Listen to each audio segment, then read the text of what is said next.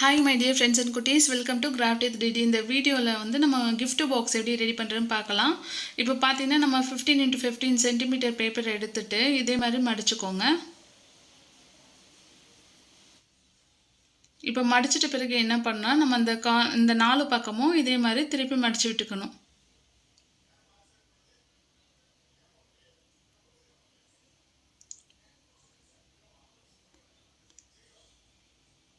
இப்போ மடிச்சதும் நம்ம இத வந்து நேரா அந்த சென்டர் பாயிண்ட் வச்சு நாலு பக்கமும் மடிக்கணும்.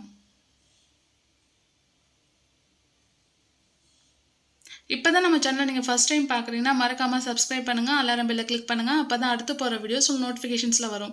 இப்போ நம்ம ரெண்டு பக்கம் பிரிச்சுட்டு எப்பயும் போல் நம்ம பாக்ஸ் பண்ணுறதுக்கு அந்த கார்னரில் இருக்குது இல்லைங்களா, அது பக்கத்து பாக்ஸில் கிராஸ் ஆகும், கார்னர்லேயும் இதே மாதிரி வரும் பாருங்கள். இப்போ பக்கத்து பாக்ஸு கிராஸாக வந்துச்சுன்னா இதே மாதிரி உங்களுக்கு பாக்ஸ் ரெடி ஆகிடும். இப்போ வந்து மடிச்சிடலாம்.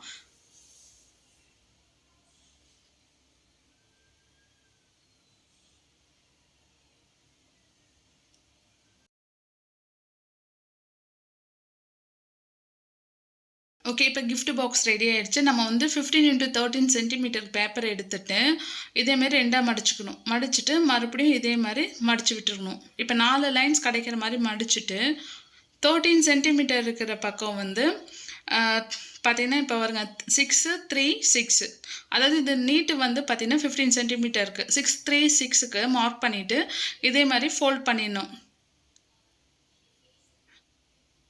இப்போ நம்ம வந்து இப்போ மடிச்சு விட்டோம் இல்லைங்களா, அதை எல்லாத்தையுமே க்ளூ போட்டு ஒட்டிடணும்.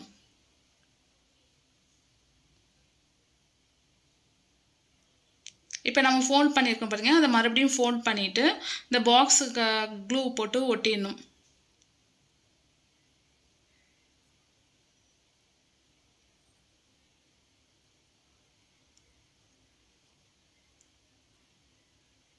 இப்போ வந்து பேப்பரை கொஞ்சமாக எடுத்துகிட்டு இதே மாதிரி ஃபோல்ட் பண்ணி இந்த பாக்ஸுக்கு லாக் போடுறதுக்காக இதே மாதிரி பேப்பரை எடுத்து இதே மாதிரி ஃபோல்ட் பண்ணி க்ளூ போட்டு ஒட்டிட்டு இந்த பாக்ஸ் பின்னாடி ஒட்டிட்டு ஃப்ரண்ட்டுக்கு கொண்டு வரத்துக்கு ஒட்டிடணும். இப்போ இந்த இடத்துல ஒரு பேப்பரை சின்னதாக கட் பண்ணிவிட்டு க்ளூ போட்டு ஒட்டிடணும். கொஞ்சம் சென்டரில் கேப் விட்டுட்டு அந்த நம்ம எடுத்துருக்கோம் இல்லைங்களா, கீழே ஒரு லைன், அந்த லைன் உள்ளே போயிட்டு வர மாதிரி கேப் விட்டு க்ளூ போட்டு ஒட்டணும்.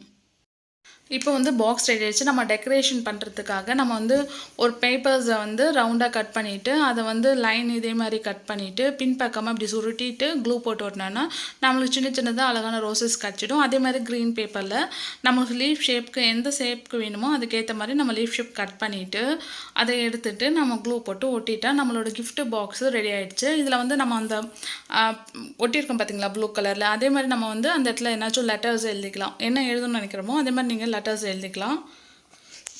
இப்போ வந்து நம்ம என்னாச்சும் கிஃப்ட் வச்சுட்டு இப்படி லாக் பண்ணிவிட்டு கொடுக்கும்போது ஓகே, அதை பிரிக்கும் போது இது ரொம்ப அழகாக க்யூட்டாக இருக்கும். சீக்கிரமாகவும் இந்த கிஃப்ட்டை ரெடி பண்ணிடலாம்.